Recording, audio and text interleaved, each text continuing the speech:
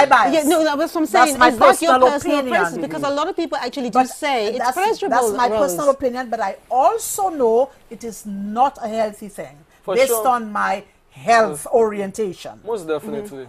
But sucking the vagina, sucking the penis, this is your choice. This is why it's important, Delia. Do you like vanilla? And do you like strawberry?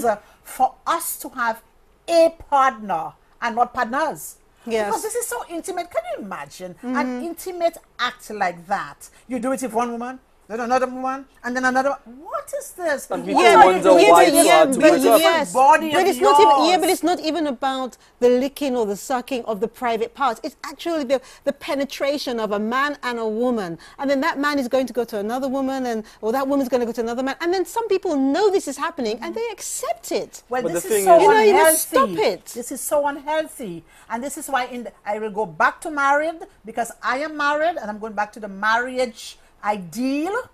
I know out there it is not ideal for you. A lot of you're not in it. But I want to say here, as a married woman, that if you are with your partner, and this is your husband, your wife, you do what it is that makes you comfortable and relaxed in your bedroom. But except the anal sex, eh? But that's your personal preference. As a young person, so many young persons wonder why it's so hard to leave their former partner. Having sex promiscuous, just be more or less being promiscuous. You have that form of resonance with that person. You get intimate. So many people sleep around, and just by getting that one intimate moment, you move on. But you wonder, why can't I move on from that person? Why is it so hard? Why do I feel so heartbroken? It's harder. Is it because of that emotional moment or that sexual bond you got with that person after sharing that intimate love moment with that person? Sometimes it's that guilt. Love. That's not love moment. Sometimes it's guilt. Is guilt? Sometimes Why it's guilt because they do not have a permanent partner, and they feel guilty. Oh my gosh, look, I go and have sex with Jimmy, and then he banned me. So that means you go to another person, and then another person. So it's like a guilt feeling of, if I had known, I would not have done that. Let's go back to the phone lines. Thank you for calling Dolor Factor Live. You're live with us now. Hello? Okay, we've lost them for the time being. Okay, we've lost them. So perhaps that they'll call back. But I want to ask the question that I asked before. What was it again? About, I'll repeat it because other things have happened along the way. When we spoke about the lady wanted to know the differences between the clitoris and then the vagina. And I was saying, we were talking about orgasms. And a lot, it does take a woman traditionally longer to get to that peak than it does with a man. But she needs a lot of stimulus in that area.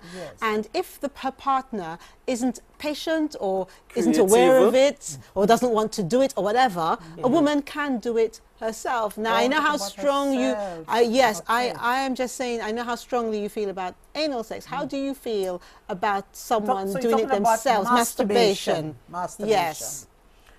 Masturbation for me, again, it is a creative way of getting self-aroused. Understanding yourself. So the man can do it to the woman to the man. But you were saying if it's not been done, for her to do it on her own. That's a very, yes, I have no qualms about that. That is my body.